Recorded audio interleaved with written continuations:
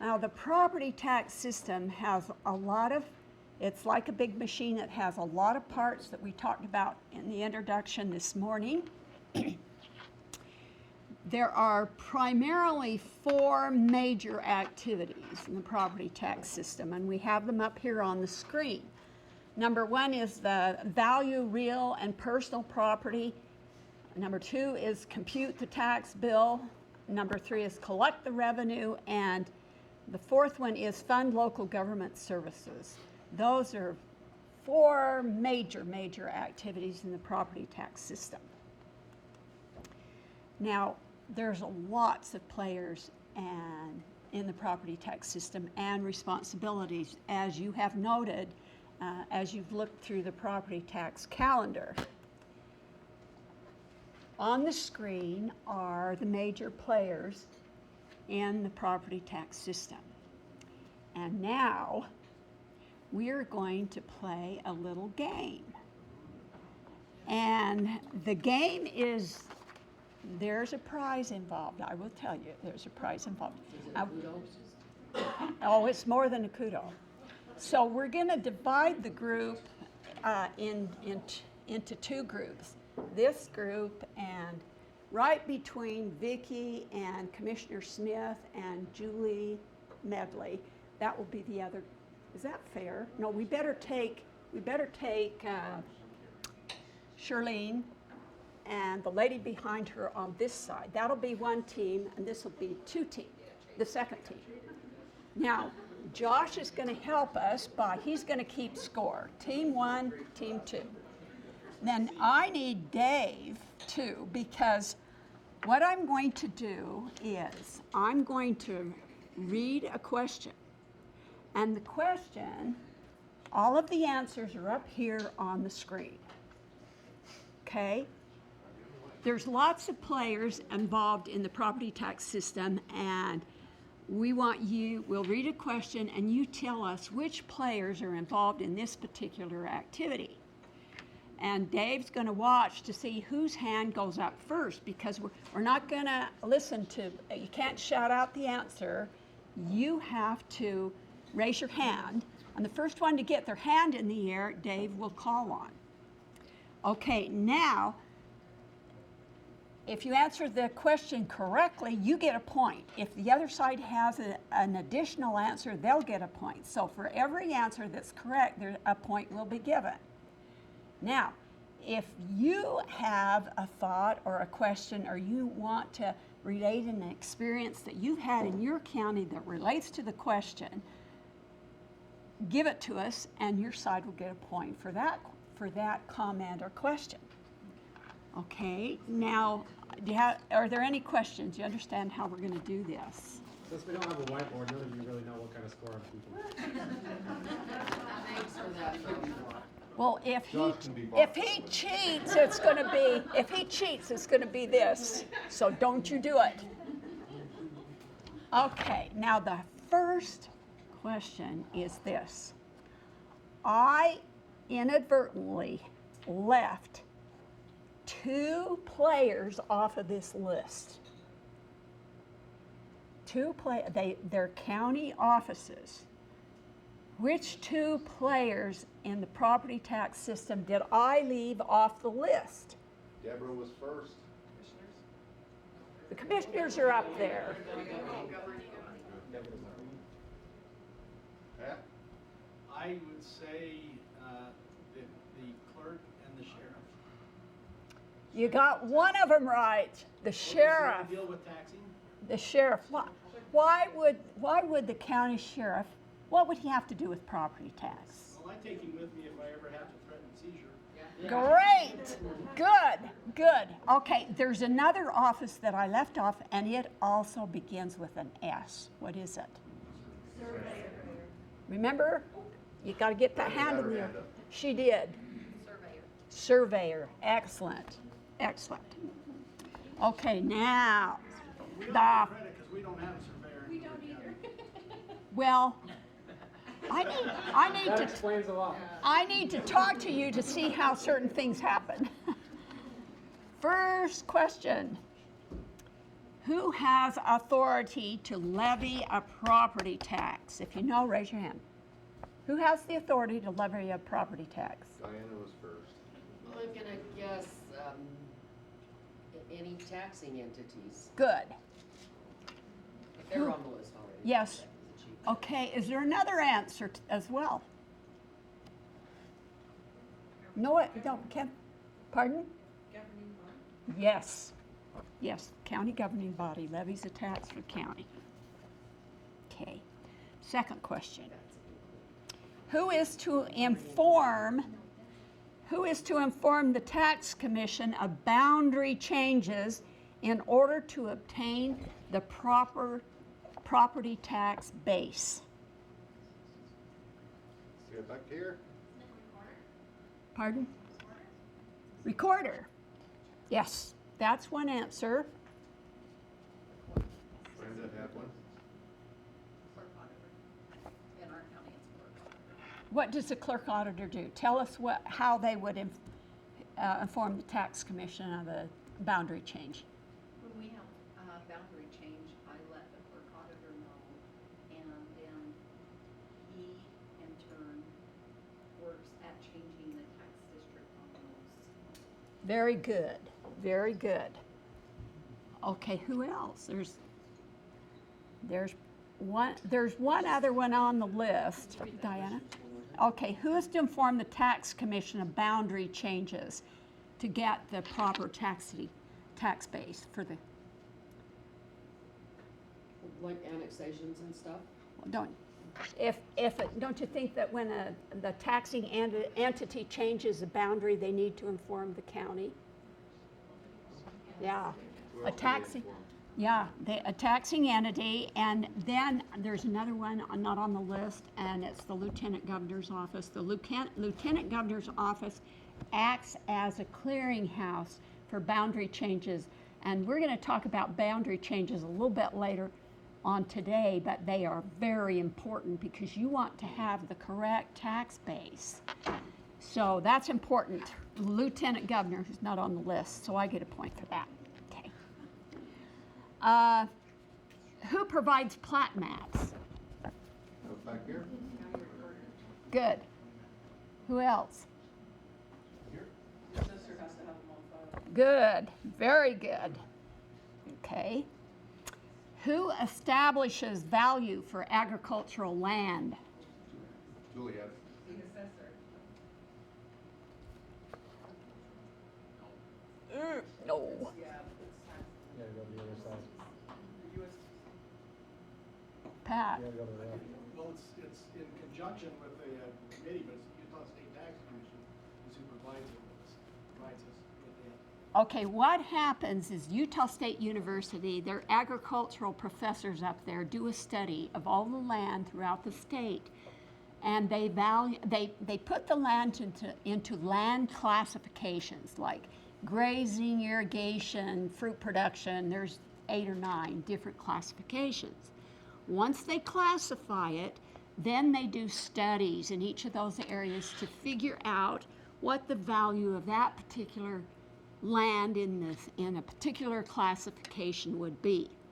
Once they do that, they bring it to the tax commission, and there's a committee consisting of the tax commission, the property tax division director, and Utah State University, and they go through all of those values. And one assessor.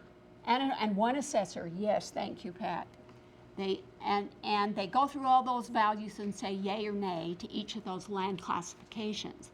Once those classification values are established, they take the classification and then the value for those classifications. Then it goes into administrative rule. And one of the things we forgot to talk about this morning was administrative rules. The commission will go through a public hearing process, establish a rule. A rule is in order of hierarchy is right below a statute, a state statute. Then comes the administrative rule. So those values are not established by the assessor. They are established by the commission through administrative rules. Now, That doesn't, so the taxpayer or the farmer, generally the farmer, cannot appeal the value, but they can appeal the classification. They can say, okay, we think we're grazing 2 instead of grazing 1. And they can go to the Board of Equalization and appeal that classification. They cannot appeal the value because the values are established in rule. Personal property is kind of the same way. Personal property has classifications of personal property, and they are established annually through administrative rule. That's Rule 32. Yes. How often do they do those studies? Is it Every year, it's annually. It's annually that they do those studies? So do they have updated maps, or is Carbon County the only one using old maps? You know, I honestly don't know how to answer that 'Cause I question. think our maps are from 19. The maps just deal with the classification of the soil, it doesn't deal with the value. No. They have not reclassified the soil for years and years and years. So you can, if there's a piece of ground that was grazing, that you now see a pivot on, you can change that to irrigator. Yeah. How, so like when we get something in and they wanna know what they are, what value How it much is, time we do pull we out have these for old that? maps. Are we the only ones using the old maps? No. 45. We're all using old maps? Some have scanned them in, and they gotta scan them in, they got them in the system. We've got the old maps, like, which are like gently, Yeah, those because yellow they are pages fragile, over and. yes. Okay. Okay. Just making sure. You know, she gets a point for that, for the question. That's, and I think Pat, this other side gets another point too. Yeah, Pat gets a point. I vote for I Pat. didn't really mean what I said this morning. Okay, next question. Who is involved in conducting studies to ensure that assessed values are equal to market value and that property taxes are equitable within the county? We could, State tax commission. And what does the state tax commission do? How would they do that? It's the sales ratio reports. And it's and it's there. That's good, and it's the county reps that are involved in that, isn't it? do you Okay. have anything else to offer? No, That was, you got your answer, okay. Okay. There's at least 2 more answers. Well, the assessor's office too, because they do, they reappraise their area of the county every year, and then they apply those state ratios. Very good. Okay. Can you think of anyone else? The county auditor, and why would they be involved? They compare, because they set that certified tax rate, and they compare, make sure that they look at those values from year to year. And if one Very goes good. In conjunction with the, state tax very good. Very good. The assessor, yes. Okay.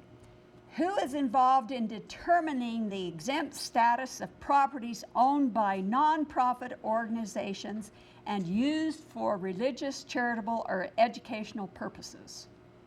We get We know that one because we went over it this morning. yeah, this answer right here. The auditor and the BOE. I think that you could have a couple of points for that, yes. Go Twilla. Okay, yes, But you yes. said governmental also, right? Okay. Once property values are established by the county assessor and/or the tax commission, because the tax commission assesses centrally assessed or state assessed properties, the values assigned become the basis for property taxation. Who is involved or has the ability to adjust those values? So you can, The BOE. Okay, and, okay, but does the BOE have the authority to change a property tax rate? Okay, okay. Who else would be involved? You talk value or rate? Well, excuse me, I just want to make sure that they understood that The Board of Equalization has no equalization or any authority over the property tax rate. That's separate and apart from the value issues. Sometimes it's the same people. Yeah. Yeah. Okay. Different hats, same people. Okay. Who else besides the County Board of Equalization? Okay, Buff. The assessor's office? Yeah. The ones that put that. Well, yes, the assessor's office, and who is the clerk of the Board of Equalization? The auditor, okay. They have to physically post the changes that the Board of Equalization makes to the tax roll. They're the only ones that can post those changes because remember, the roll is out of the hands of the assessor. So the clerk has, or the auditor clerk has a lot of responsibility relative to the Board of Equalization and posting changes to those values prescribed by the Board of Equalization. There's one other big entity that has, think about state assessed properties. Who adjusts values there? Yes. Julie, There we go. Appeals from centrally assessed properties, and Josh will talk about centrally assessed properties soon. And they hear those appeals, and they also, the State Tax Commission will hear an appeal from the Board of Equalization. The taxpayer, if they don't get the right answer they want from the Board of Equalization, they may appeal to the State Tax Commission. Okay, when they appeal to the State Tax Commission, who sends the appeal to the State Tax Commission? Jill? Yes, yes. Okay, and then if the taxpayer is not satisfied with the State Tax Commission's decision, what can they do? Diana. Court. Which court? I don't know, district, It has to be the district court. If they're not happy with a district court decision, then where do they go? Yes, Oh, absolutely. Good. Court You're all first. very smart. Does it go to the Court of Appeals before it goes to the Supreme Court though? No, district court right to the Supreme Court. Who should receive copies of property valuation appeal applications, evidence, dates, and times of hearings? The auditor. Okay. Auditors one. Julika? Yes. There's two more. Julie had her hand up. Julie. Oh, I was gonna say the same thing, it's like a setting assessment. Oh, I get, okay, hon. Aaron? Utah State Tax Commission. For state appeals, yes. Okay. Brenda? Board of Equalization. Yes. Okay, one more. Nancy? Entities involved? No. Isn't it the Well- opposing person? Well, yeah, yes, the opposing person, and don't you think the hearing officers need to have copies? Yeah, the hearing officer. We don't have, and that's not up on the board. You would get 2 points if you'd have come up with. So when some of those appeals are huge. Yes. Why aren't the entities involved? Sometimes they are, like particularly on centrally assessed or state assessed properties. Those decisions can really affect They, us. like the county might get involved in a centrally assessed appeal. By the way, the rules changed on that this last year. If you want to read that, you read the bill in the 2015 legislative changes. That's a good one to read. As a rule of thumb, you're seeing the county do that. You're not seeing school districts or special districts. If I guess my philosophy is if other entities want to get involved, they can help pay for the defense. That's a good thought. That's a good thought, yeah. Okay, who is involved in submitting to the Property Tax Division the final countywide taxable value report, otherwise known as the year-end or 233B report? Dave, Diana? who was first? Auditor. Okay. 233B. Okay, who else? Chris? Curtis. Absolutely. Okay, and there's somebody else that that you ought to check in with too before you submit that report. Who is it? Absolutely. Tell us why.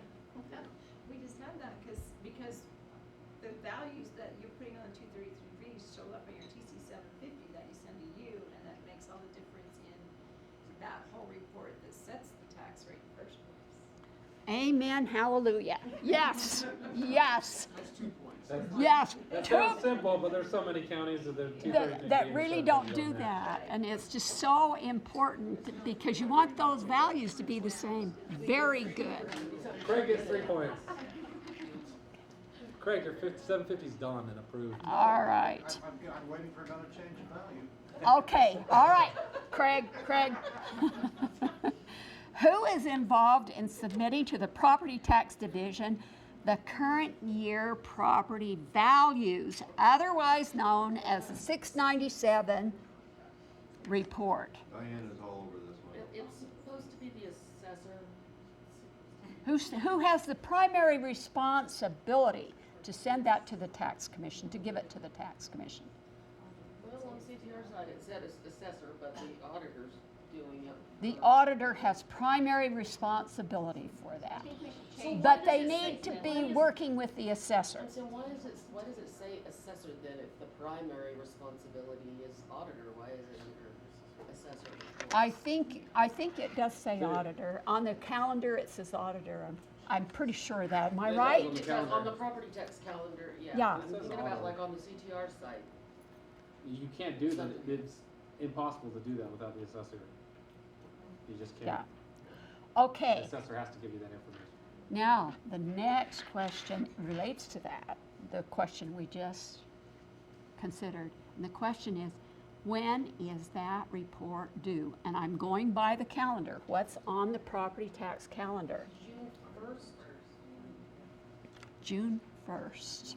Okay, now we need to talk about something really important here, and it relates to timeliness. If these reports that are being submitted are not submitted on a timely basis, it really backs things up. Things stack up and stack up and stack up, and it can get to the point where, when does the property valuation notice need to go out statutorily? Diana. July 22nd. July 22nd. If you miss that deadline because these reports aren't in, what happens? Everything's moved back. You have to allow the taxpayer 45 days to appeal those values. No questions asked. There's no waffling or anything else. That 45 days is statutorily required. That is mandatory. So if you're late on getting the property tax notice out and you have to push the hearing time period back, Board of Equalization goes back, then pretty soon you're looking at the tax notice and pushing that back. That was my question. The tax You bill. can't push the tax notice date back in the final day for tax payments too then. Yeah, so timeliness on reports is critical, really critical. But not Now, having that, your Board of Equalization time backs up too, because you got that period for appeal. now say that you have an assessor that can't quite meet the deadline, the May 22nd deadline, which is his deadline, which is the assessor's deadline to get the roll to the auditor. What should happen if the assessor absolutely cannot meet that deadline of May 22nd? What should you do? Julie. Yes. File for an extension, And who do you file for extension with? the tax commission. Yes. You have 2 to points. you have to notify the tax commission that you're going to be late. And when you do that, then the tax commission might make they will. They will do an extenuating circumstance for you and see if they can provide you some help so that we can get those things in, on a timely basis. But really, seriously, timeliness is very important for the tax rate process, because if you don't get your values in on time, then you set everybody else in the entire state back because we have to calculate the state basic and some other, have to equalize tax rates in some cases, and so it puts everybody back. So it is critical.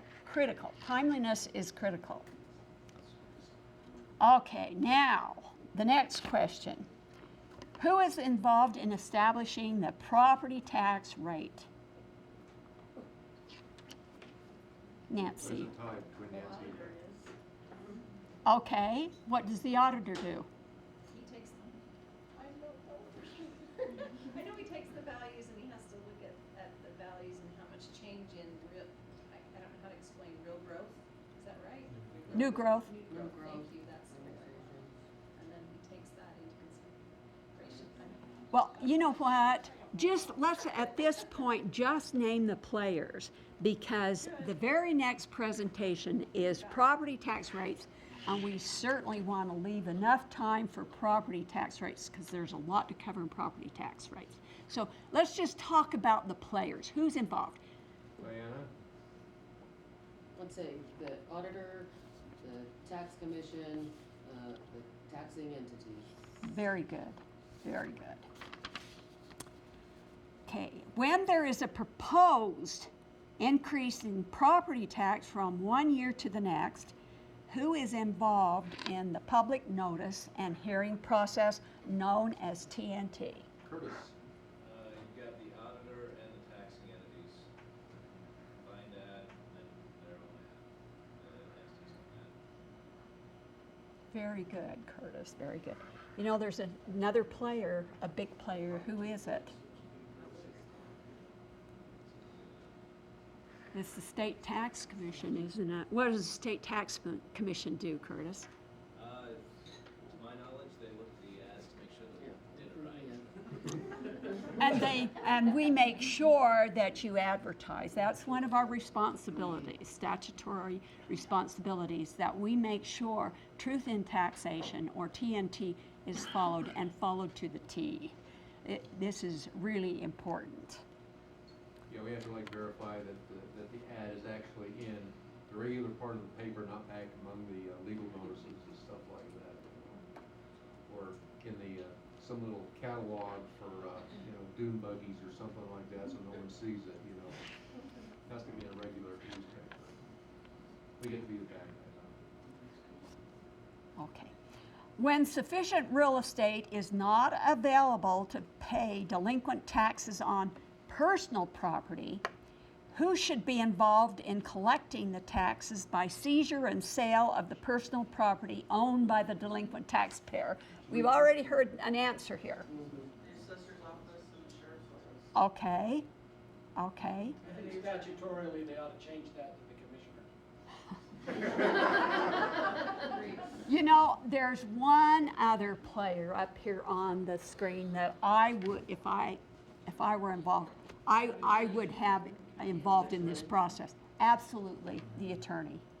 Get your attorney. Use your attorneys to help you write ordinances, to help you write procedures, to help you with interpreting the property tax law.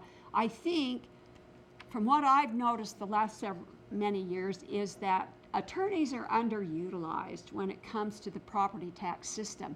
And a lot of them are not schooled in property tax, but the Utah Association of Counties has an attorney on staff, and maybe your county attorney could work with the UAC attorney to help resolve some of the issues. But legally, it's the attorney's responsibility to protect the county. So make the attorney your friend and use them. That hierarchy of law, we talked about due process, and so all kinds of due process you go through have to make sure that you dot your I's and cross your T's, and like, keep your attorney involved, and make sure your attorney's aware of the issues you guys are faced with. That makes life a lot easier for you because you have a little bit of legal cover. You cannot have too much cover in your jobs, when you're dealing with the public in this sort of way. So that's why you really want to use your attorney whenever possible. Yeah. Thanks, Dave. Okay. who is involved in billing and collecting property tax? Aaron? Good. What does the treasurer do? In the billing and collecting, of property taxes. Well, we send out the bills and post the payments, Okay, good. distribute the money. Okay, that's good. Who else is involved? Who collects personal property taxes? The assessor. Okay, and who accounts for the money? Oh, Curtis. Wouldn't you also have the auditor? Because Absolutely. Any, seals that come in of values would need to be reported to the treasurer. That is strange. So we've got 3 players there, don't we? Okay. Now, this is an interesting one. Who is involved with the property tax sale that occurs in May? I got her hand up again. The auditor. Okay. What does the auditor do? The auditor takes the tax sale list on the 15th, and in our county, we research it till we're not having a tax sale this year. So we either get them to redeem it, or come up with a deferral or a settlement, and hopefully clear it out. Otherwise, you have to, go through all of the noticing, the advertising. Advertising, yes. Buff? Yeah. Well, the auditor The also has mailings. mailings, and the auditor has to keep the records Oh, too, yeah, of well, the tax I sale. thought that went without saying, Yeah, but yeah. absolutely. Yeah, Buff they've got to has keep the something. that's important, keeping the In records. our county, we use all those people in there. We have the attorney, the treasurer, the assessor, the recorder, everybody's in there.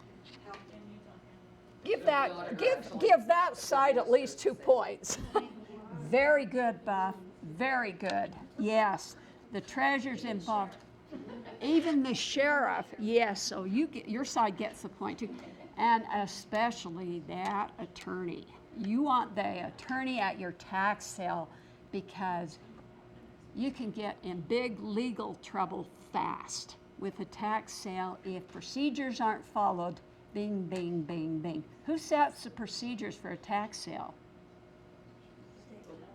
Code. That plus the Board of Equalization. The Board of Equalization for each county will sit down and itemize the procedures, exactly what is to happen and when, because there have been lots of lawsuits over these tax sales, and I don't think you can be too careful with a tax sale.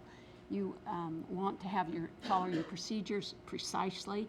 You want to make sure that the properties that are coming up for tax sale really are truly delinquent, and they've been delinquent for at least how many years? 5 years. Yes. If they're in bankruptcy, what do you do? Get our county attorney involved too. Amen. Yes, you get your county attorney involved. In fact, in any bankruptcy, you want the county attorney to handle those. There are other legal proceedings, I'm sorry, Oh, mm, if there are other legal proceedings that are happening, does it supersede? Because if we've got a parcel that is in legal, disputed ownership, and they were in litigation. so how did you handle it? it's in are you gonna go to court not knowing who the owner is? There you go. So we're Don't put it No, on we your pulled it. list. Yeah, we pulled that, and we Pull pulled it off our your list. bankruptcies, because there's a little Yes. mention of it in the Yes. standards, but I think it's under collections. Okay, So, yes. some of I won't go into all the details, but we talked about it earlier, there's a broad power. There are instances where it's in the best interest of the county to pull those. This year, we pulled a couple of parcels because of, we have HOAs now that aren't paying taxes on their green space, their open space. Common and they're saying, space.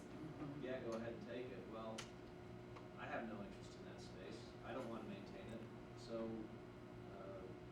we went through Board of Equalization. I wrote a letter saying, county wants no part of this. This is gonna be a liability that will just extend forever for the county. We're gonna pull it from the sale.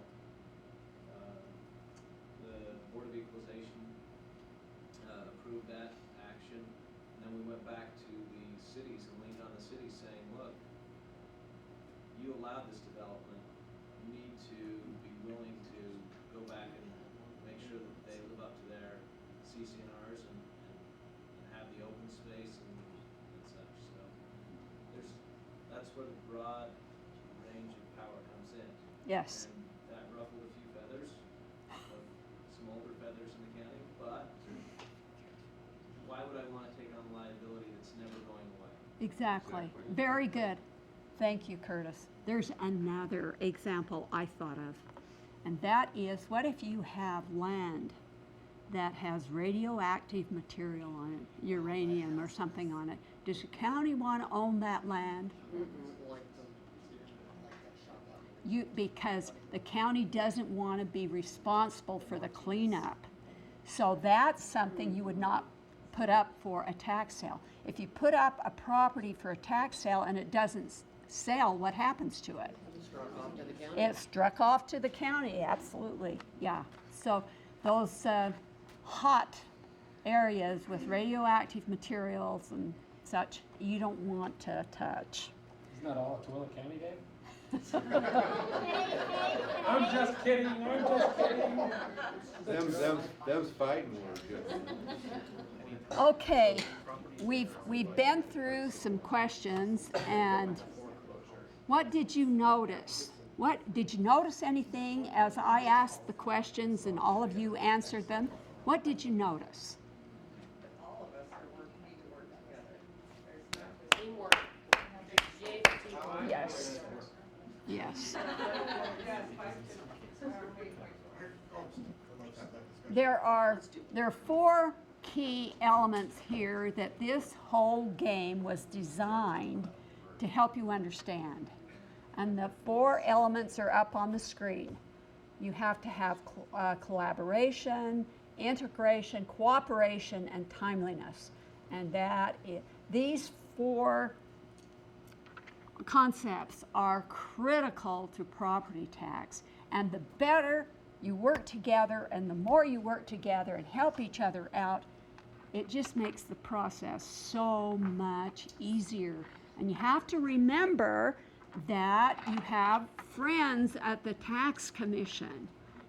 If you have questions or have problems or need help, give us a call and we'll try. If we can't answer your questions, we will research the issue or the problem, find an answer, and get back to you. We will not leave you just hanging.